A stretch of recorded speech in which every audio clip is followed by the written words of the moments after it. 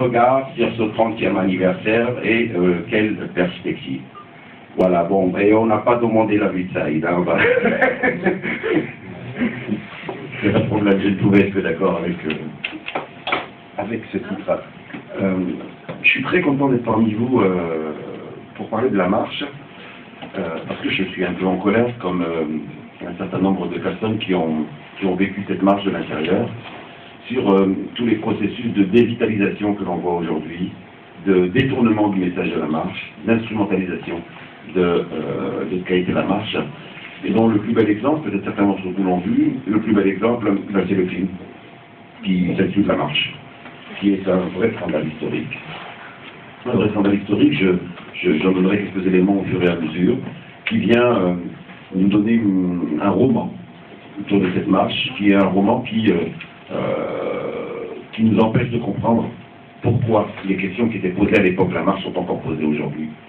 Et pourquoi ceux qui ont marché à l'époque, eh bien, c'est pas simplement une affaire de passé. Je suis persuadé que sous d'autres formes, sous forme de marche, des mobilettes, ou des grèves, ou d'autres formes, eh bien, il y aura de futurs marcheurs et que les jeunes de 15 ans aujourd'hui, de 20 ans aujourd'hui, seront contraints, compte tenu du contexte aujourd'hui, de recommencer à se battre pour les mêmes idéaux, pour les mêmes revendications que celles pour lesquelles nous sommes descendus dans la rue il y a une trentaine d'années. Alors pour expliquer ma colère, peut-être resituer le contexte en abordant un certain nombre de questions sur ce qu'était cette marche, et puis de regarder ce qui s'est passé depuis 30 ans, et enfin de regarder la situation d'aujourd'hui. D'abord, première affirmation qui me semble importante, que le film ne montre pas, et que je pense qu'il faut toujours avoir en tête, c'est que la marche pour l'égalité contre le racisme de 1983 a une histoire longue. Elle n'est pas le fait d'un réveil un matin de quelques dizaines de personnes qui se sont dit « tiens, on va marcher ». Elle n'est pas une génération spontanée qui, contrairement aux parents, se dit « tiens, nous, on va se battre » alors que les parents se seraient tus. Elle a une histoire, elle a des racines, elle est l'héritière de luttes anciennes, mais également d'un contexte. Et pour bien comprendre la marche, il faut prendre en compte ces luttes anciennes et ce contexte. Alors je vais balayer très rapidement un certain nombre de faits historiques. N'hésitez pas dans le débat, si sur tel aspect il vous a semblé que j'ai fait trop vite, on pourra y revenir. Première dimension que je voudrais aborder sur cette histoire, sur cet héritage, c'est que c'est tout le rapport de la société française à son immigration, qui, contrairement à d'autres pays, est un rapport dont il faut prendre en compte la spécificité.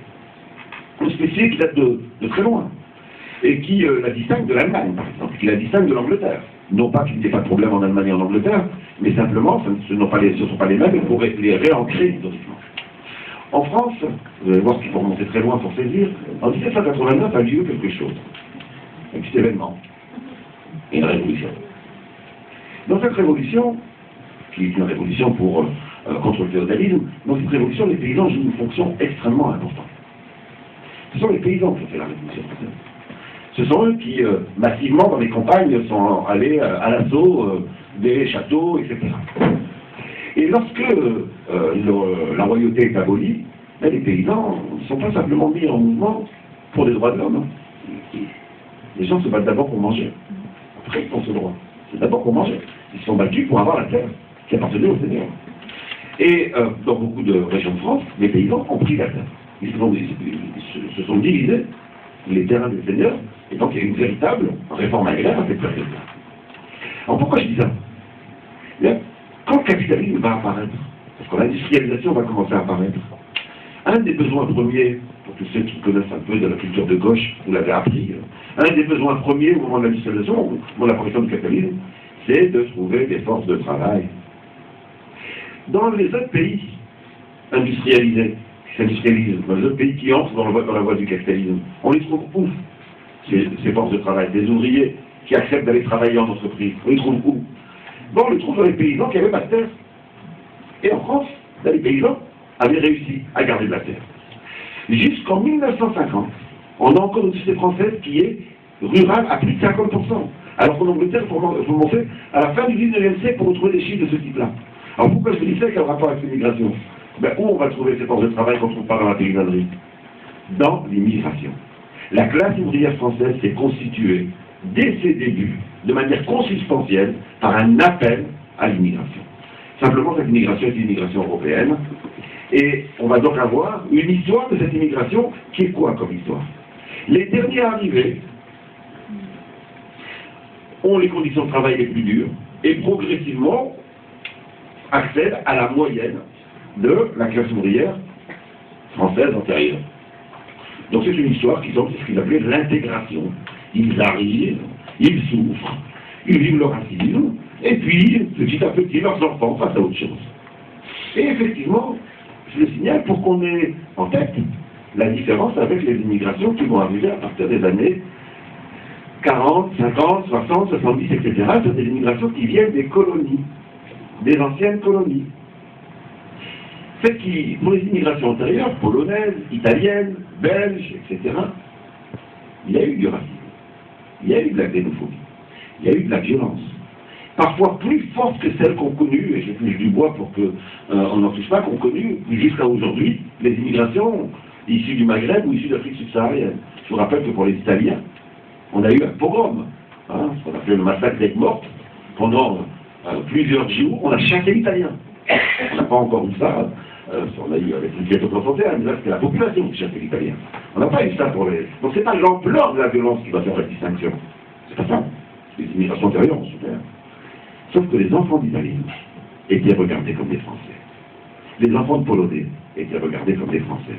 Les enfants d'Espagnols étaient regardés comme des Français.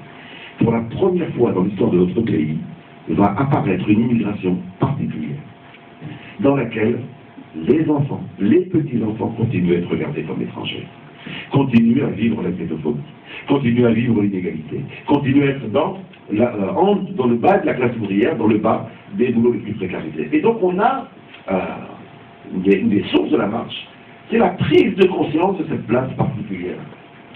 C'est le petit Mohamed, c'est le petit Mamadou, c'est le petit Fatima, c'est le petit Gina qui espéraient que maintenant, eux qui étaient nés en France, contrairement à leurs parents, allaient pouvoir s'insérer dans la société française, découvrent, en arrivant sur le marché du travail, qu'ils n'ont pas les mêmes chances. Qu'ils n'ont pas les mêmes chances que le petit Jean-Pierre et le petit Michael, avec qui ils font tout, avec qui ils ont des loisirs, avec qui ils vont à l'école, avec qui ils ont des sorties, etc. Et ils découvrent qu'ils ne sont pas traités exactement sur le même prix. Ils découvrent que quand la police les croise, eh bien eux ils sont contrôlés et leur petit copain Jean-Pierre n'est pas contrôlé. Je rappelle souvent, parce que c'est une chose que, quand on écoute les débats sur la marche aujourd'hui dans les médias, on a l'impression que personne ne regarde l'histoire, que c'est une marche désincarnée. 83, c'est quand? 83, c'est 20 ans après l'indépendance de l'Algérie. C'est 21 ans après les indépendances. C'est-à-dire le moment où la première génération née française de parents venant dans une colonie accède sur le marché du travail, se pose la question de son avenir, se pose la question de fonder un foyer, se pose la question d'accéder à un logement. Et là, ils rencontrent, contrairement aux immigrations antérieures, quelque chose de particulier, qui est ce que j'appelle la transmission transgénérationnelle du stigmate xénophobe. Le stigmate xénophobe a existé pour les autres, mais il ne se transmettait pas de manière transgénérationnelle. Et là, eh bien, on a une réalité nouvelle, et l'identité sociologique de la marche, c'est la prise de conscience par ces jeunes que s'ils ne se battent pas, eh bien, ça peut se reproduire très longtemps. Et d'ailleurs, ça se reproduit encore jusqu'à aujourd'hui.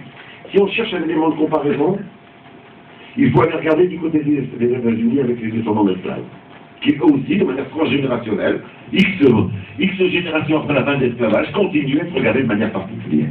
Et donc, c'est ça qui est d'abord posé par la marche. Bien sûr, ça ne veut pas dire que les marcheurs avaient conscience de tout ça. Mais en tout cas, c'est ça. C'est parce qu'effectivement, ils se rendaient compte que leur vie n'allait pas être une vie égalitaire, qu'il y a eu, cette mise en mouvement. Second élément à avoir en tête, toujours au niveau historique, le premier élément c'est l'histoire très ancienne, le second élément, l'histoire plus récente, la colonisation. La colonisation. On oublie trop souvent que la colonisation, c'est pas simplement la transformation du peuple et du pays colonisé. C'est aussi la transformation du pays colonisateur et des habitants de ce pays. Pour pouvoir coloniser, il faut préparer les habitants d'un pays pour qu'ils ne se sentent pas révoltés par la colonisation. Et ils n'ont pas été avares de moyens. À partir de la fin du 19e, du milieu du 19e, on a toute une campagne qui se met en place, dirigée par les plus hauts sommets de l'État, ce que j'ai appelé dans mes travaux les chantiers pour construire un espace mental colonial. Par par le cinéma, par la bande dessinée, par le roman, par les affiches, par les chansons. On a habitué les gens à considérer les personnes qui venaient du Maghreb ou d'Afrique subsaharienne comme n'étant pas des êtres humains comme les autres, comme n'ayant pas les mêmes capacités que les autres, comme ne pouvant pas être nos égaux. Et effectivement, s'il n'y avait pas eu ça, on aurait eu un mouvement anticolonial beaucoup plus puissant que celui qu'on a eu. Le mouvement anticolonial en France a beaucoup tardé. Il a fallu la guerre d'Algérie pour que on ait, pour le Vietnam c'était plutôt, mais pour l'Afrique, il a fallu la guerre d'Algérie pour qu'effectivement, eh bien, un mouvement de la paix se mette en place là-dessus, etc. Et ça, ben, c'est tout simplement parce qu'on a diffusé des images de l'arabe et du noir, qui sont des images qui m'empêchent de me penser comme mon concitoyen à égalité. Quand ces jeunes issus de l'immigration vont exiger, contrairement à leurs parents qui, pour leurs parents, ben, ils étaient avec des niveaux de diplôme inférieurs, ils étaient venus pour travailler. Mais quand ces jeunes vont exiger une place à égalité correspondant à leur diplôme, ils ne vont pas. Ils vont être confrontés à ces images de l'arabe et du noir qui circulent dans la société française. Et qu'est-ce que c'est que le Front National? Si ce n'est un parti extrêmement intelligent qui a repris l'espace mental colonial et qui s'est dit, mais comme il y a cet héritage, je peux l'utiliser, l'instrumentaliser, utiliser le racisme anti-arabe, et effectivement ça a marché. Troisième élément historique, toujours dans cette racine de la marche qu'il faut avoir en tête, troisième élément historique, la décolonisation. La décolonisation. Avec cet héritage-là, avec et ceux qui ne me croient pas, allez regarder ce qu'apprenaient nos grands-parents, mais même pas les grands-parents, certains parents dans les livres d'histoire. Allez regarder comment on parle de Mohamed bin Mamadou dans les livres d'histoire. Allez regarder comment on parle des cultures d'Afrique. Les mêmes qui vont être nos voisins, qui vont être nos collègues de travail, etc. Allez regarder comment des écoliers, tous les écoliers de France ont appris ça. Hein, ceux qui pensent que j'exagère, allez regarder, ça vaut vraiment le coup. Je vais parler du troisième héritage, j'ai oublié de donner quelques exemples. Un des exemples qui montre comment on a construit l'espace mental colonial, et Strasbourg était dedans. Hein. Je le dis parce que c'est pas passé partout, mais c'est passé à Strasbourg. Ben, ça a été, pendant près de 50 ans, la mise en place de ce qu'on a appelé les zoos humains. Les zoos humains. C'est-à-dire c'était des spectacles dans lesquels on mettait, on faisait visiter, il y a plusieurs millions de Français qui ont été visités ça. Hein, à Strasbourg, il est passé 3 fois, je peux me tromper, c'est 2 ou 3 fois, toujours en termes de souvenirs, dans lesquels on présentait et des animaux intelligents, regardez ce qu'il y avait comme inconscient, des animaux intelligents et des Kanaks ou des négresses à plateau ou des Kabyles dans leur village, on reconstruit les villages, etc. Le français moyen qui circulait là-dedans faisait plus la différence animalité et humanité. En fait, l'inconscient c'était que ça ressemble à des animaux et pas à des êtres humains. Et donc comment les considérer comme égaux? La décolonisation, mais au nom de la décolonisation, est-ce qu'on a eu un travail qui consistait à dire il faut absolument enlever de nos têtes toutes ces images qui pendant un siècle ont irrigué la société française? Eh bien non. On a considéré qu'il suffisait de se taire pour passer à autre chose. On n'a pas eu de programme scolaire, on n'a pas eu de programme social, on n'a pas eu dans les écoles ce que par exemple les Allemands ont fait avec le nazisme. Après 1945, les Allemands ont bien compris que pour déraciner les images du nazisme, mais encore, on voit bien que ça ne suffisait pas, donc ils l'ont essayé, eh bien il y a eu toute une série de programmes consistant à dire, si on ne parle pas de cela, si on se tait sur ce qu'a été le nazisme, si on ne parle pas de ce que le nazisme a entraîné, etc., eh bien ça va se reproduire. C'est un vieux monsieur, Karl Marx, je crois, qui disait que quand on ne traite pas un événement d'histoire, eh bien il se reproduit. Eh bien, en France, on a considéré qu'on était resté 130 ans dans des colonies, on pouvait, du jour au lendemain, ça y est, l'indépendance est acquise, du jour au lendemain, on n'en parle plus. Silence.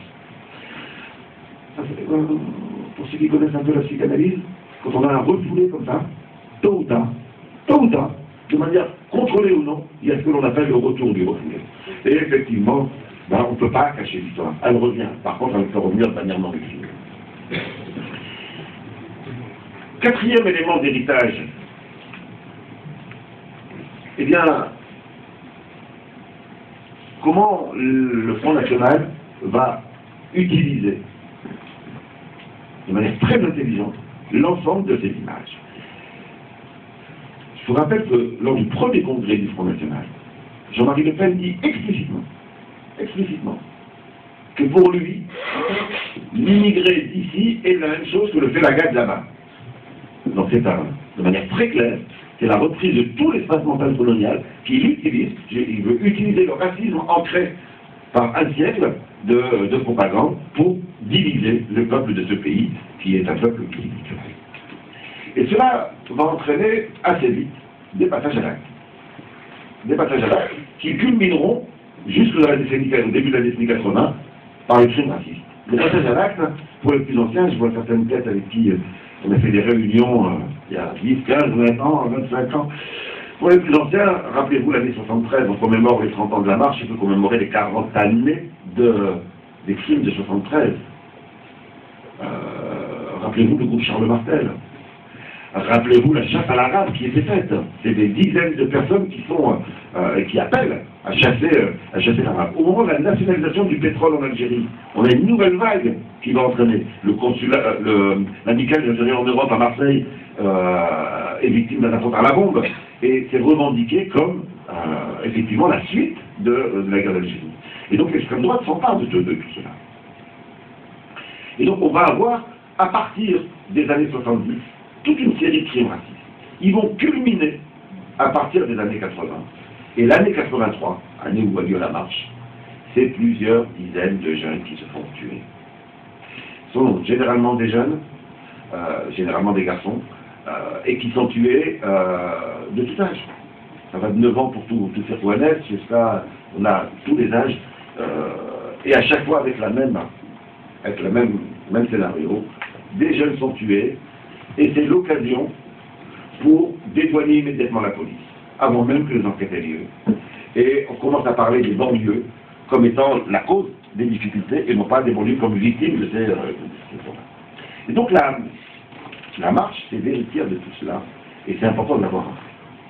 Abordons maintenant une seconde question, qui est la question des causes de la marche. Là, on a vu la question des héritages, les causes.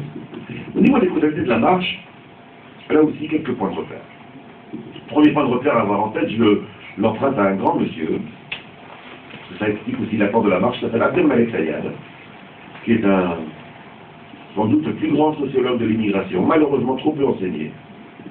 Bourdieu lui a rendu hommage en disant que son apport à la sociologie de l'immigration était un élément incontournable. Ça n'empêche que, comme il est trop critique, il n'est pas très enseigné dans les universités. Abdelmalek Sayad nous dit, quand on regarde le sous-entendu des attentes vis-à-vis de l'immigration, donc les attentes des hommes politiques, les attentes des journalistes, les attentes du débat public, et pourtant, le bon immigré pourrait se décrire de la manière suivante. J'ai bien le bon immigré pour le système dominant. Je dis ça parce que les jeunes qui vont faire la marche vont venir casser cette image de l'immigré. Et c'est le grand apport de la marche, c'est ça a cassé cette image-là. Sayed nous dit, un bon immigré, ça a 3 caractéristiques pour ceux qui nous dirigent. Première caractéristique, un bon immigré, c'est quelqu'un d'invisible. C'est quelqu'un qu'on ne voit pas. C'est quelqu'un qui se cache. On va d'ailleurs veiller à construire les foyers dans des endroits où on ne les voit pas. Dans une enquête que j'ai menée il y a quelques années sur les foyers, j'étais surpris, j'étais interrogé des voisins des foyers. Et certains avaient pu vivre des dizaines d'années à côté de foyers, sans avoir pu être en contact avec un seul des travailleurs immigrés qui était en foyer. Donc on construit une invisibilité. L'immigré lui-même a peur à ce moment-là de sortir de l'invisibilité, sauf quand après il y a un mouvement militant qui arrive, mais dans un premier temps il a peur, parce que dans sa tête, de toute façon, il n'est pas chez lui, il va rentrer, c'est le fameux mythe du retour, et c'est seulement lorsqu'il s'aperçoit que c'est vraiment un mythe, qu'il n'arrive pas à rentrer, qu'effectivement, eh bien, il sort de l'invisibilité. Mais dans un premier temps, il y a socialement une invisibilité qui est construite. Ça, c'est la première caractéristique. La marche, sans doute, c'est pas sans doute, c'est certainement de manière inconsciente, même si on était certains à en parler entre nous, donc, globalement, c'est pas ça, ça a été la sortie de l'invisibilité. Le grand apport de la marche. Et depuis, eh bien, ça continue. On n'est pas, heureusement, on n'est pas rentré dans l'invisibilité. Je sais que beaucoup pensent que le mouvement militant est en grande crise, ce qui est vrai. Que beaucoup pensent qu'on n'a jamais été aussi bas, ce qui est vrai. Mais en même temps, il y a des acquis. Et un des acquis, c'est la visibilité. Je pense qu'il y a un certain nombre de comportements de jeunes dans les quartiers populaires qu'on ne peut pas comprendre même si après on aimerait que ça soit autrement, qu'ils prennent de forme, mais peu importe, on ne peut pas comprendre sans cette volonté d'être visible. On ne retournera pas à l'invisibilité. Hein, les jeunes se mettent à certains endroits pour qu'on les voit, et ils sont là en groupe, vous allez nous voir. Cette question-là qui était de dire, on rend invisible une population, elle est brisée, ça c'est un grand acquis de la marche, il n'est pas suffisant, c'est un grand acquis de la marche. Seconde caractéristique, un bon immigré, il est apolitique. C'est une force de travail. On l'a fait venir pour travailler et que travailler. Il ne faut surtout pas qu'il pense, il ne faut surtout pas qu'il syndique, il ne faut surtout pas... Et ceux qui pensent que j'exagère, j'ai écrit deux ouvrages, j'ai servi de nègre à une association qui est l'association des mineurs marocains du nord de la France, qui sont donc des mineurs de fond, de la mine de fond, pour raconter leur trajectoire. Et ils racontent bien comment tout était organisé. Mais tout était organisé pour que surtout, ils n'accèdent pas aux politiques. Ils étaient dans des camps dans lesquels on empêchait les syndicats d'entrer. À chaque fois que l'un d'entre eux s'approchait trop, prenait un tract, il était immédiatement convoqué. On construisait la politique, mais il y avait une volonté. On avait été les choisir au fin fond des campagnes avec comme critère de recrutement, surtout prendre des analphabètes. Dans l'idée qu'un analphabète sera moins en contact avec les organisations syndicales, politiques françaises, et donc on pourra mieux l'enfermer dans des camps, etc. Donc c'était un calcul économique, un calcul de recrutement qui était fait. Et donc cet apolitisme, eh bien la marche va venir casser ça également. La marche est également, en termes de signification, la revendication du droit aux politiques comme tous les autres citoyens de ce pays. Puis troisièmement, c'est sans doute celui qui fait le plus mal encore aujourd'hui, c'est Niel de Malek Sayad. La marche, enfin pas la marche, un bon immigré, il est poli. Il dit merci. Même quand tu lui as rien donné, il dit merci. Même quand tu lui as enlevé son droit, il dit merci. Il doit être dans l'allégeance. Hein, merci monsieur le maire. Monsieur le maire, il n'a rien fait avec toi de particulier. Il a fait avec toi exactement ce qu'il a fait aux autres. Aux autres, ils ne demandent pas des remerciements, et là, ils demandent des remerciements. Exactement, si vous voulez avoir un élément de comparaison, regardez les rapports hommes-femmes. Quand une femme fait la vaisselle, on ne le voit même pas. Quand un homme fait la vaisselle, il va voir sa femme, ça dit chérie, j'ai fait la vaisselle. Il a fait l'histoire, mais il faut qu'elle le voie, il faut qu'elle lui dise, il faut qu'on le reconnaisse, etc. Eh bien, voilà la mère. Qu'est-ce qu'il fait dans un quartier? Il agit sous la réforme sociale. Mais ça fait partie du rôle de la mère. Et ils ne sont pas reconnaissants. Cette phrase-là, ils ne sont pas reconnaissants, merci. C'est une exigence particulière pour une partie de la population.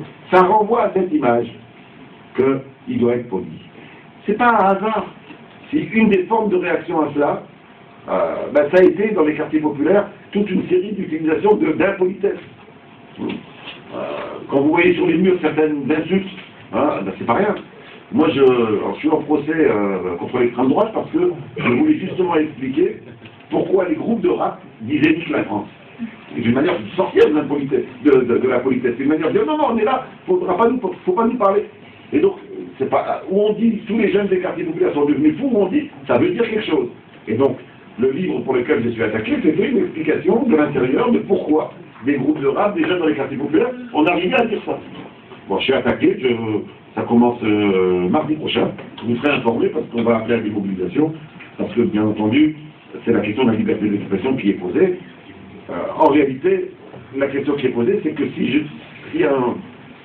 un artiste qui s'appelle Jean-Pierre dit la même chose que Mohamed, lui, il ne va pas être perçu comme anti-France, donc il ne va pas être poursuivi. Si c'est Mohamed, tout de suite, il va avoir un soupçon. Pourtant, ce Mohamed, il est né français. Donc on n'a pas affaire à un immigré, il est né français, donc il est comme Jean-Pierre. Il doit avoir les mêmes droits à la politesse comme à l'impolitesse. Eh bien non, là, il y a une attente particulière, une exigence particulière. Alors, si on a en tête ces trois injonctions-là, on voit bien l'apport de la marche. La seconde, autre cause de la marche, c'est le constat, alors je sais que ça fait toujours mal quand j'en parle, je ne sais pas s'il y a des représentants d'organisations de gauche et d'extrême gauche ici, mais il va falloir qu'ils se transforment, parce qu'une des causes de la marche, c'est beaucoup des marcheurs ont été membres d'organisations de gauche et d'extrême gauche. Ils étaient socialisés politiquement. Je crois qu'on a plus de la moitié des marcheurs qui avaient fréquenté les JC, qui avaient fréquenté les maoïstes, qui avaient fréquenté les trotskistes. Enfin, il y avait de la socialisation politique. Simplement, pour beaucoup d'entre eux, ils constataient au sein des organisations politiques qu'on les regardait aussi de manière paternelle. Et le petit qui ne sait pas, et on va lui apprendre. On sait mieux que lui ce qui est bon pour lui. Un peu comme les débuts du mouvement féministe qui disaient, mais nous on a été dans les organisations qui disaient on est pour l'égalité homme-femme. Sauf que, quand on y va, on nous parlait comme si on ne savait pas, nous en tant que femmes, quels étaient nos intérêts. Et les hommes savaient mieux que nous ce qui était bon pour nous. Eh bien, dans fonction de gauche et d'extrême gauche, on a eu la même démarche. Je dis bien de gauche et d'extrême gauche, il y a une personne qui peut se considérer comme ayant dépassé ça. On y viendra après avec l'épisode des SOS Racisme. On a vraiment eu, à ce niveau-là, un moment dans lequel il y a eu prise de conscience par des jeunes d'une distance, d'un paternalisme au sein même de la gauche. Et ça va expliquer aussi leur revendication d'autonomie et d'auto-organisation qui va naître par la suite. Autre cause de la marche, c'est 83. C'est 2 ans après 81. Je dis ça par rapport à aujourd'hui. C'est 2 ans dans lesquels on a déjà une déception. François Mitterrand avait été porteur d'espoir dans les quartiers populaires, et ils ont dit tiens, ça va changer, c'est la droite, on attend. Il a parlé du droit de vote pour les parents, il a parlé de... On va voir que... Et 2 ans après, bien entendu, le Parti Socialiste avait reviré complètement, toutes ses promesses étaient abandonnées, on avait les restructurations industrielles qui se mettaient en place, on avait le tournant de l'austérité, comme on le disait, et ça vous rappelle rien? Ça me semble bien, hein. Je crois qu'on est à peu près à 2 ans. On est à peu près à 2 ans. Pour ceux qui ont écouté le dernier discours de Hollande, on peut se dire, ben tiens, et pas seulement le dernier discours, c'est quasiment la photocopie, parce que même son droit de vote, c'est enterré. Donc on voit bien qu'on a quand même des chemins qui sont... Et donc, une des causes de la marche, c'est aussi cette déception. Les quartiers populaires n'attendent plus du gouvernement à ce moment-là. On se dit, mais ça y est, si ça ne vient pas de nous, il n'y aura rien. Alors bien sûr, ils ne se le disent pas de manière consciente, organisée, etc. Mais quand la marche se déclenche, dans plein de quartiers, les gens disent ah, ben c'est là qu'il faut y aller. Et c'est comme cela qu'elle a eu autant de succès. Et enfin, dernière dimension, la montée du Front National. Avec l'épisode de Dreux, qui est donc la première fois que le Front National peut se présenter, enfin, a des chances de l'emporter à l'échelle d'une municipalité. Et donc on a la montée du Front National. C'est important d'avoir en tête cela. D'abord parce que ça nous rappelle des choses aujourd'hui, mais deuxièmement parce que ça va expliquer aussi les contradictions qu'ils vont avoir par la suite, après la marche, avec le gouvernement et avec la gauche et l'extrême gauche. On y reviendra. Troisième aspect que je voudrais aborder, j'ai abordé donc la question des héritages, j'ai abordé la question des causes. Troisième dimension que je voudrais aborder, c'est le fait qu'en réalité dans la marche, il y en a eu plusieurs. Il y a eu plusieurs marches. Et c'est ce qui explique la difficulté à avoir un discours d'héritage sur cette marche, de transmettre. D'abord, on a eu les jeunes des quartiers populaires qui, avec tout ce que je viens de décrire, lorsqu'ils ont entendu qu'un groupe de marcheurs partait de Lyon, enfin de Marseille, puis l'idée venant de Lyon et partant de Marseille, lorsqu'on a commencé à en parler, quasiment dans tous les quartiers populaires, on avait des jeunes qui disaient mais nous on vit la même chose qu'eux. C'est-à-dire qu'au-delà des marcheurs, je pense qu'on parle beaucoup trop des marcheurs, je pense qu'on parlait de tous ceux qui les ont accueillis et pas seulement des marcheurs. Au-delà des marcheurs, il y a des dizaines de quartiers populaires en France qui se sont reconnus et qui ont dit tiens, ça c'est notre marche, et qui ont donc organisé les accueils, qui ont organisé des débats, etc. C'est important d'avoir ça en tête parce que je pense qu'on a plus connu depuis cette époque-là autant de débats dans les quartiers populaires. Il faut dire qu'à chaque fois que les marcheurs passaient dans un endroit, ils étaient précédés de mobilisation, de débats. Pendant leur passage dans la ville, il y avait des débats. Quand on cumule, c'est plusieurs centaines de débats qui ont marqué la France en l'espace d'un mois. Tous les jours, il y en avait à chaque étape. Et tout ça, ça va donner naissance à des associations. C'est-à-dire qu'il y a eu une ébullition de réflexion, etc. Et la marche, au-delà des marcheurs, c'était tout ce mouvement qui s'est reconnu dans une initiative. La marche, c'est la rencontre entre une initiative et quelque chose qui était mûr. Aujourd'hui, je pense qu'il y a des éléments de maturité qui existent encore, même s'ils s'est éparpillés, mais on ne trouve pas d'initiative fédératrice. Et donc, c'est une question qu'il faut se poser. Donc, il y avait ces quartiers populaires, mais dans les quartiers populaires, pourquoi on marchait? D'abord, pour le droit à la vie. Quasiment tous les quartiers populaires avaient eu un mort. Ou s'ils n'avaient pas eu, c'était la ville d'à côté, donc ils pouvaient se comparer. Autant quelqu'un qui n'habite pas un quartier populaire, quand il allume sa télé, qui voit un reportage sur les crimes racistes, ou sur les crimes de la police, quand il voit ça, il le vit de manière lointaine. C'est comme un sujet, c'est comme si je regardais un reportage sur le Bangladesh. Je ne connais pas. autant les jeunes des quartiers populaires, quand ils regardent ça, c'est « Ah ben oui, il y a le copain là-bas », on peut mettre des visages là-dessus à l'époque, mais les gens pouvaient mettre des visages. Et donc, c'était d'abord là-dessus. Et deuxièmement, ce que je disais tout à l'heure, c'est qu'une série de revendications qui arrivaient à maturité sur les discriminations. Dans les débats, on parlait des discriminations racistes. Donc oui, quand je m'appelle Mohamed, j'ai moins de chance. Sur la question de l'orientation scolaire, quand je m'appelle Mohamed, tiens, je suis toujours en technique, etc.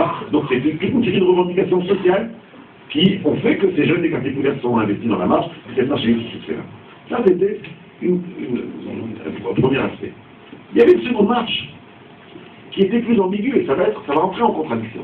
Il y avait une seconde marche qui était, qui était le fait de, dans une seconde marche, dans la même marche, les motivations pour y venir. Un certain nombre de militants politiques, associatifs, qui considèrent que la marche était une réponse au Front National qui montait. Bien entendu, si on est là-dessus, ben, ce n'est pas les mêmes revendications que l'on met en avant. Et donc on a eu l'illusion que cette marche allait pouvoir être le mouvement qui arrête le Front National. À mon avis, s'il y a un mouvement qui doit arrêter le Front National, il n'y a aucune raison que ce soit simplement la question des immigrés et de leurs enfants. C'est la question de toute la société française et pas la question des immigrés et de leurs enfants. Mais là, n'empêche qu'il y avait cette dimension-là.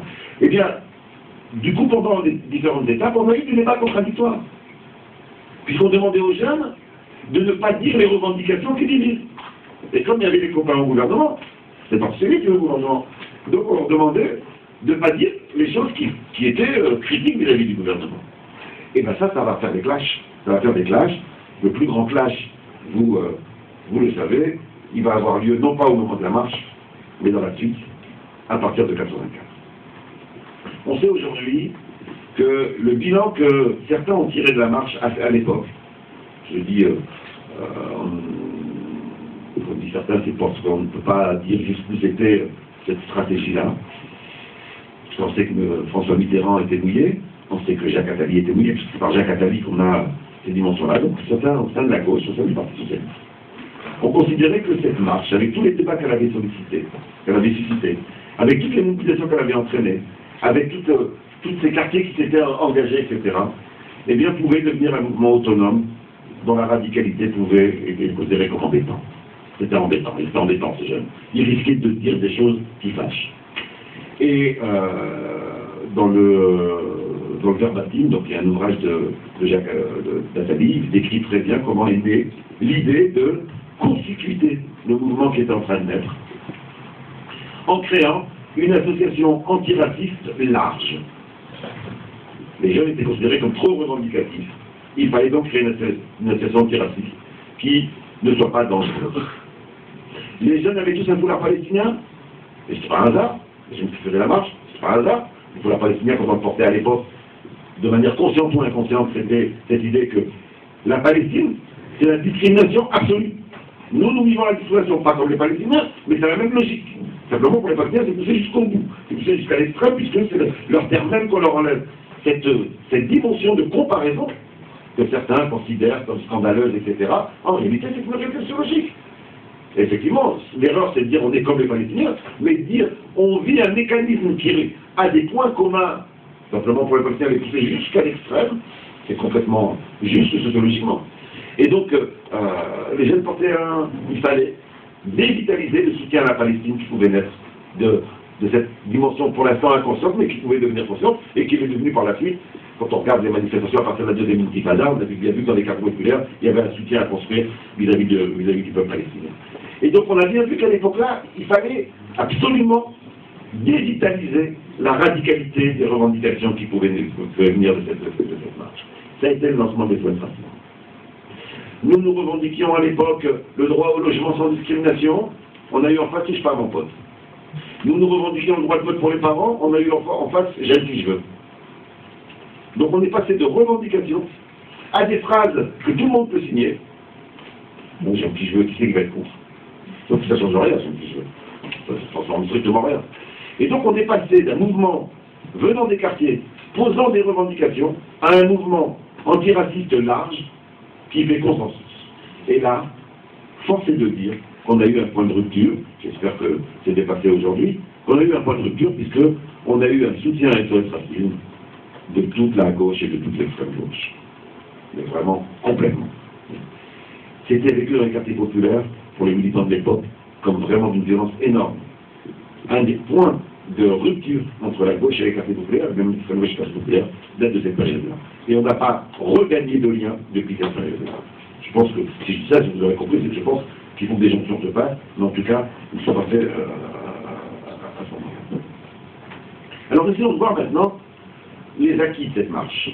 On a vu les héritages, on a vu les causes, on a vu qu'elle était multiple. Essayons de voir les héritages. Je vous disais tout à l'heure, le plus grand acquis, c'est la visibilité. Visibilité sociale, visibilité politique. Je pense même qu'une partie des jeunes filles qui portent le foulard, une partie importante, c'est par conviction religieuse, je pense qu'une autre partie, de manière consciente ou non, c'est aussi pour être victime. C'est aussi une réponse. Puisque vous nous demandez d'être invisible, on va vous montrer qu'on est là. Puisque vous faites comme si on ne comptait pas, on va vous montrer qu'il faut compter avec nous. Et donc, ce processus-là, on a gagné les visibilités, et je pense qu'on ne retournera pas là-dessus. Seconde acquis de la marche, les crimes racistes ont diminué. Ils continuent, hein. Il y en a encore trop, mais ils ont diminué. Ils ont diminué parce que, suite à la marche, il y a eu des mobilisations. C'est pas une diminution parce qu'on a décrété une diminution, c'est parce que quasiment à chaque année crimes racistes, on a eu des collectifs qui se sont mis en place. On a eu des mouvements, on a eu des tribunaux qui étaient pleins au moment du procès. On a eu des interpellations d'élus, etc. C'est-à-dire que ce recul quantitatif des crimes racistes, même s'il en reste beaucoup trop, hein, quand je dis un recul, j'ai pas eu chiffre en tête, il y en a encore malheureusement près d'un tous les mois en France, donc c'est pas, mais par rapport à l'époque, ça a beaucoup reculé. Mais c'est pas le résultat d'un décret, c'est le résultat d'une mobilisation. C'est quasiment les seules choses sur lesquelles on peut dire aujourd'hui qu'il y a eu des acquis, visibilité et recul des crimes racistes. Pour le reste, malheureusement, les processus et les situations restent exactement les mêmes. Pour le reste, on a, et même se sont aggravés. Regardons un peu ce qui s'est passé dans nos quartiers populaires depuis. D'abord, nous avons vécu dans nos quartiers populaires, par rapport à 83, un triple processus de dégradation. Je ne sais pas si on a un quartier populaire ici. Ah oui, oui, oui. Ah voilà. Le premier processus, c'est le processus de paupérisation. Les quartiers populaires sont plus pauvres que dans les années 80. Quand on regarde les chiffres de pauvreté en France, et dans toute population confondue, hein, issue de l'immigration ou non, on a une paupérisation qui est beaucoup plus grande. Or, qu'est-ce qui se passe quand il y a une paupérisation plus grande? Et bien, quand il y a une paupérisation plus grande, il y a ce que l'on appelle en sociologie une concurrence pour les biens rares plus aiguë. C'est-à-dire que les biens rares, c'est quoi? C'est le logement. Il n'y a pas de logement pour tout le monde. Chacun se bat pour l'avoir, donc il y a une concurrence plus forte. Le travail, c'est un bien rare, qu'il n'y a pas pour tout le monde. Les gens se battent pour l'avoir. La formation, qu'il n'y a pas pour tout le monde, chacun se bat pour l'avoir. Or, on sait que quand la concurrence pour les biens rares augmente, qu'est-ce qui augmente avec? Toutes les discriminations. Et qu'on aurait dû avoir, avec cette paupérisation, une politique volontariste de l'État. Je sais qu'il va y avoir augmentation des discriminations, donc je dois avoir des politiques offensives pour contrecarrer. On n'a pas eu ça. On a eu la hausse de la concurrence pour les biens rares, mais on n'a pas eu des politiques publiques offensives là-dessus. Tout ce qu'on a eu, c'est on a des beaux discours, on a des textes, on n'a pas eu de vraie lutte contre les discriminations. Second processus, plus grave que le premier, on a eu un processus de précarisation qui s'est implanté dans les quartiers populaires. C'est pas seulement la pauvreté, c'est pas des gens qui ont le boulot, d'autres qui n'en ont pas. Hein. D'abord, il y a du boulot encore, hein. Il y a plein de jeunes qui ont du boulot. Hein. Mais ils ont du boulot 3 mois, puis après 6 mois de chômage, puis après 2 mois de boulot, puis après 1 an de chômage. Ça, c'est beaucoup plus grave que dans les années 80. Hein. Parce que ça empêche de se projeter dans l'avenir. C'est-à-dire qu'on a toute une jeunesse aujourd'hui dans laquelle la précarité vécue les empêche de dire dans 10 ans je serai. Et cette dimension-là, eh bien, cette précarité-là, elle rend plus difficile les mobilisations. Je dis ça par rapport aux anciens, hein. Certains me connaissent depuis 35 ans maintenant. Et donc, j'ai encore, moi, des réunions d'anciens combattants. Ouais, mais on ne sait pas plus, les jeunes, ils ne se battent pas. C'est plus dur pour les jeunes de se battre, hein. Vous vous êtes battu, vous avez du travail. Hein. Ou quand on n'en avait pas, quand on était étudiant, on savait qu'on allait en avoir. Aujourd'hui, avoir 20 ans aujourd'hui, c'est pas savoir qu'est-ce que je fais dans 6 mois, dans 1 an. Et donc là, c'est beaucoup plus dur. C'est pas parce qu'ils sont moins courageux, moins volontaires, moins conscients. Non, non, c'est beaucoup plus dur de se mobiliser. Et sans doute qu'il va falloir qu'on réfléchisse à des formes de mobilisation qui prennent en compte leur précarité. Moi, j'ai connu des associations dans lesquelles tous travaillaient. On était stables. Et puis, ils n'étaient pas obligés de partir à 300 km pour trouver du travail. Et donc, ils pouvaient sur un quartier construire durablement. Moi, je suis toujours resté ancré dans des associations de quartier. Sur l'île, j'anime, je vous invite à créer à Strasbourg, hein, c'est le conseil au niveau national. On a appelé le Front uni des immigrations et des quartiers populaires. C'est l'idée de construire de nouveau une auto-organisation nationale. Si vous avez des questions, je pourrais vous expliquer ce que c'est. Et donc on a des jeunes, c'est très clair. Si je regarde le groupe pour les commémorations de la marche, nous on a fait beaucoup des mouvements de rue, extrêmement importants dans plusieurs villes du Nord. Mais quand on regarde entre septembre et maintenant, dans plusieurs des villes, les noyaux durs du Front uni, il y en a un qui a dû partir à Paris pour trouver parce qu'il a trouvé un boulot là, l'autre qui a dû s'exiler je ne sais pas où. Pour les jeunes des quartiers populaires, cette précarité, elle pèse dans la capacité à se mobiliser. Et puis troisième dimension, je le disais juste avant, les discriminations par rapport aux années 80 sont devenues structurelles. C'est-à-dire qu'elles sont maintenant ancrées dans les fonctionnements des institutions, dans la manière de fonctionner de la NPE ou la mission locale, dans la manière dont se font les commissions d'attribution de logement. Et quand je dis ça, c'est pas par volonté, hein, c'est le fonctionnement, c'est de façon systémique, structurelle, et que si on n'interroge pas, s'il n'y a pas une volonté politique, eh bien, ça ne se transformera pas. Et ça, c'est au niveau qualitatif, les discriminations sont plus ancrées que par rapport aux années 80. Au niveau quantitatif, elles sont beaucoup plus développées. J'ai toujours le même chiffre parce qu'il est parlant. Et je ne vais pas citer mes enquêtes à moi, même si, pour ceux que ça intéresse, il faut regarder mes chiffres que je donne moi, mais je vais citer le Bureau international du travail. On me dit je suis trop à gauche, je suis trop gauchiste, je suis trop radical, donc on va me laisser de côté Saïd Bouhama. Regardons le Bureau international du travail. Le Bureau international du travail, on fait mieux pour les gens radicaux, il ne faut pas très radicaux. 4 employeurs sur 5, dans l'enquête par testing qu'ils ont fait, vous la trouvez sur Internet intégralement. Hein. Vous tapez enquête testing Bureau international du travail, vous tombez sur l'enquête intégrale. Donc ils ont fait par testing. Il y a un des couples de testeurs, enfin une série de couples de testeurs était sur Strasbourg, enfin sur votre département.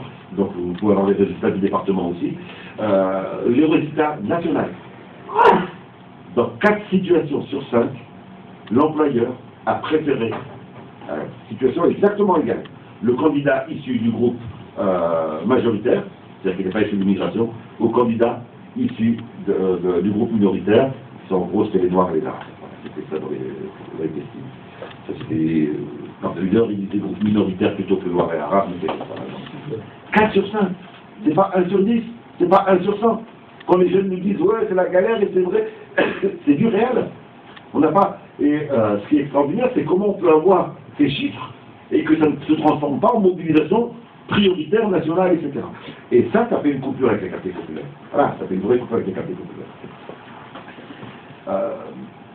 Depuis les années 80 également, ce qui s'est transformé, ce qui s'est aggravé pour moi, c'est l'apparition, et ça, on a encore du boulot, parce qu'on a de nouveau revu la coupure avec la gauche et l'extrême gauche, l'apparition d'une nouvelle forme de racisme. Pour bien saisir cela, c'est l'islamophobie, vous l'aurez compris, pour bien saisir cela, il faut avoir en tête ce que Frantz Fanon nous apprend sur le racisme. Frantz Fanon, qui est donc un Martiniquais, un psychiatre martiniquais, qui s'est engagé, qui était pour son boulot en Algérie pendant la colonisation, et qui s'est dit, mais ça ne sert à rien que j'ai de soigner des malades mentaux. Le système colonial les crée. J'en soigne un, ils m'ont créé 10 000 en un jour, à chaque jour de la colonisation, ça me crée des malades mentaux. Donc ça ne sert à rien que c'est un puits sans fond, ça ne sert à rien de soigner, et qui décide donc à la fois de théoriser, donc on a des écrits extraordinaires, encore une grande actualité de Frantz Fanon, que je vous conseille de lire, et deuxièmement, de rejoindre les militants indépendantistes, parce qu'ils pensaient que c'est le système colonial qui crée la maladie mentale, et donc ça ne servait à rien de soigner telle ou telle personne.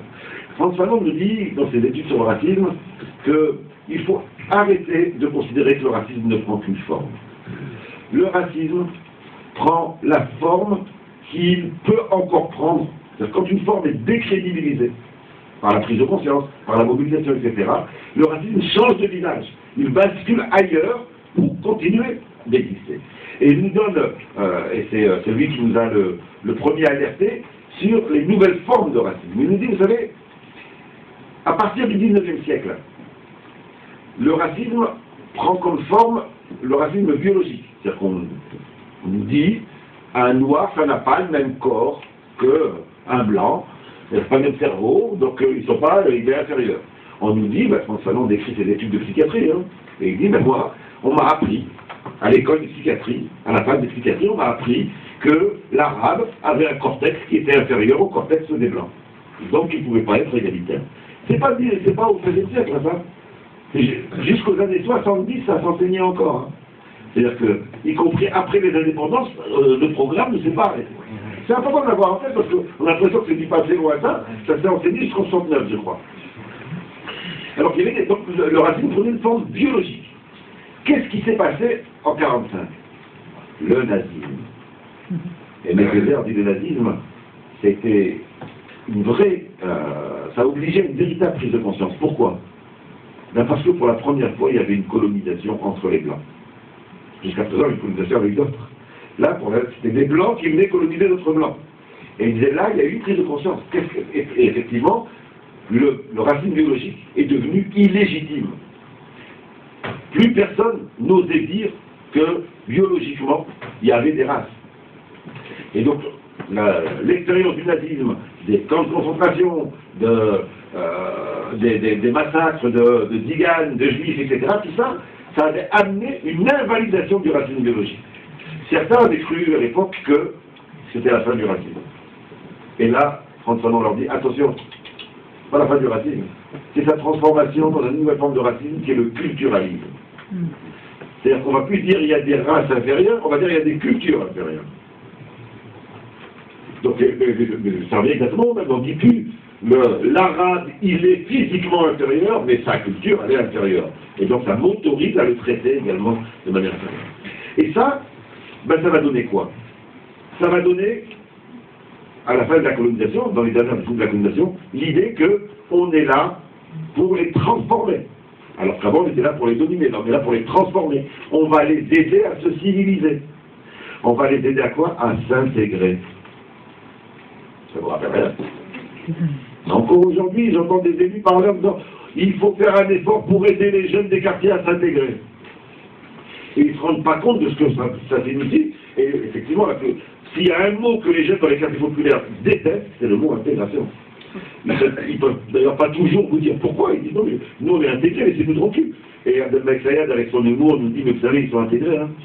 Ils sont intégrés dans les prisons, ils sont intégrés dans le chômage, ils sont intégrés, et effectivement, dans toutes les sphères de ces françaises sont souvent, on a même au gouvernement, donc ils sont vraiment intégrés. N'empêche que cette logique de l'intégration, c'est toujours avec elle que l'on parle des quartiers populaires.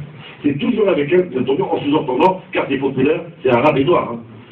Le pauvre Jean-Pierre, les pauvres Jean-Pierre et Michael et Joseph Gaspoulier, ils disent pas, on les a virés. De toute façon, dans la tête, il y a un quartier populaire, c'est noir et arabe, et tout le discours pense là-dessus. C'est pour ça que j'ai tendance à dire, moi, que quand on est non issu d'immigration dans un quartier populaire, on est berbérisé, arabisé, noirifié, sénégalisé.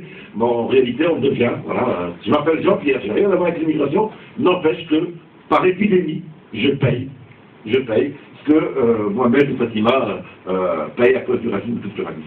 Donc, grande unité, puisqu'ils sont arabisés, ils sont berbérisés, ils sont... Alors, que dire de tout ça en guise de bilan? Je voudrais tirer quelques éléments de conclusion et terminer sur le film. Premier élément, on voit bien qu'il y a encore besoin aujourd'hui de trouver des formes d'organisation dans les quartiers populaires qui permettent aux jeunes de nos quartiers d'avoir un espace dans lequel ils puissent réfléchir à leur situation, analyser, la comprendre. Si nous n'avons pas ça, tous les charlatans peuvent venir tenter d'instrumentaliser les jeunes. Tous peuvent venir tenter d'instrumentaliser.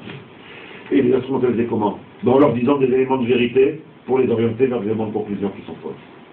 Et donc, je pense que c'est extrêmement important de nous dire, il y a besoin d'organisation, comme dans les années 80, il y avait besoin d'organisation. Et c'est pas parce qu'on c'est compliqué, c'est pas parce qu'on est nul qu'on n'y arrive pas encore. Parce que je sais que plein de gens ont essayé. C'est pas parce qu'on est nul, c'est parce que c'est compliqué à cause de ce que j'ai essayé de décrire sur la précarité, etc. La seconde dimension, s'il y a un combat à mener en direction de toute la société française, c'est de changer le disque dur dans nos rapports au quartier populaire. De refuser toute logique intégrationniste. C'est la logique de l'égalité. Il n'y a personne qui doit être intégré, il y a tout le monde qui doit être traité de manière égale. Et je pense que c'est, tant qu'on n'aura pas rompu, qu'on n'aura pas changé cette structure-là, on continuera à regarder ces dimensions-là. C'est d'ailleurs quelque chose, encore une fois, qui nous fait penser à l'époque coloniale. C'est les mêmes logiques. Quand les Algériens ont commencé à revendiquer et après à passer à la lutte armée, la première réponse de Gaulle, ça a été de dire oui, mais c'est parce qu'ils revendiquent plus l'accès à notre culture et à nos droits, etc. Non, ils revendiquaient l'indépendance. Mais bon, eux, ils revendiquaient l'égalité, de notre côté, ils revendiquaient, on leur disait qu'on vous intégrer. Troisième dimension, dans nos revendications, la nécessité d'un axe sur les discriminations, d'un mouvement de lutte contre les discriminations, de dénonciation des discriminations, dans le logement, dans le travail, etc., de mobilisation là-dessus, c'est une des dimensions absolument nécessaires. Sinon, les jeunes des quartiers vont regarder en disant, mais non, mais vous me parlez de politique abstraite. Moi, ce que je me constate, c'est quand je m'appelle Mohamed, que je demande du boulot, j'en trouve pas. Bien sûr, mon petit copain Jean-Pierre, j'en trouve pas non plus, mais il a plus de chances d'en trouver que moi quand même, à niveau de diplôme égal, etc. Et donc, c'est important d'avoir en tête. Alors, vous comprendrez que si on a ça en tête, ben, qu'est-ce que nous dit le film qui est mis en avant aujourd'hui, qui était l'objet de débat, etc. D'abord, il nous ment. Il nous parle de choses qui n'existaient pas au moment de la marche. Et je prends un témoin, quelques têtes anciennes que j'ai vues à l'époque. Franchement, à l'époque de la marche, on parlait de l'homophobie. C'est un débat qui vient d'aujourd'hui. Et voilà, quand nous parle d'un événement historique, on a une des personnes dans le film qui nous dit « Nous, on se bat contre toutes les formes, mais contre l'homophobie. » Ça n'existait pas, c'était pas dans les débats. Non pas que c'était pas votre thème, c'est que c'est pas comme débat dans le mouvement. La même chose sur la laïcité. Franchement, en 1983, on parlait de laïcité. C'était pas dans le débat. Les gens ils parlaient de crimes racistes, de l'égalité, du racisme. Mais jamais on parlait de laïcité. Et là, on est venu prendre des débats d'aujourd'hui, et derrière, c'est toute l'histoire du foulard, c'est tout ça, hein. On est pour les intégrer comme si ça faisait partie de cet événement historique. Et puis surtout, c'est quoi le message qui reste de la marche? Deux messages. Un premier message, il y avait du racisme avant en France. Depuis 1983, il n'y en a plus. C'est beau, hein? C'est la belle homo normande. C'est le roman. Il y avait, c'était pas bien avant 83, les jeunes ont eu raison de bouger, et depuis, ça va bien. Ça, c'est le premier message. Le deuxième message de la marche, qui pour moi est plus grave, si vous allez aux États-Unis, vous parlez des marches. Les gens, ils disent des noms, hein. Dans les films, il y a des noms, hein. Malcolm X. Martin Luther King. Les gens me disent, oui, dans l'histoire du mouvement, on a un film sur la marche. Toubi n'est même pas cité. Toubi Gadia n'est même pas cité. Et d'autres marcheurs. Le jeune de quartier qui n'a pas connu la marche et qui regarde le film, il garde quoi son histoire? Il lui reste quoi? Même pas un nom. Même pas un nom. Et là, il faut vraiment interroger le message qu'on va faire passer. C'est comme si cette marche, comme c'était les 30 ans, il fallait faire quelque chose, et en plus, on savait qu'il allait y avoir du monde qui allait aller voir ce film, mais qu'en réalité, un, on a euphémisé son message, et deux, on s'est quand même arrangé pour que ça ne reste pas dans les mémoires. À la fête de l'humanité, il y avait zéro débat sur la marche. La plus grande fête populaire française. Zéro débat sur la marche. Qu'est-ce que ça veut dire? Ça veut dire que la marche n'est pas entrée dans l'imaginaire politique de la gauche et de l'extrême gauche. Ça, c'est un combat aussi. La mémoire, et je pense qu'il ne faut pas dire les 30 ans sont passés, du coup, pour moi, le travail sur la marche, il commence maintenant. La mémoire de nos combats, la mémoire du mouvement des travailleurs arabes, la mémoire, cette mémoire-là, c'est essentiel. Les nouvelles générations, si on ne leur transmet pas les luttes qu'on a menées et comment ça a été, ben elles vont entrer en lutte. Hein. Mais elles referont peut-être les mêmes erreurs que nous. Et là, il ne faudra pas dire, mais pourquoi ils n'ont pas appris? C'est peut-être qu'on n'a pas réussi à transmettre la mémoire. La mémoire fait partie du combat. Merci.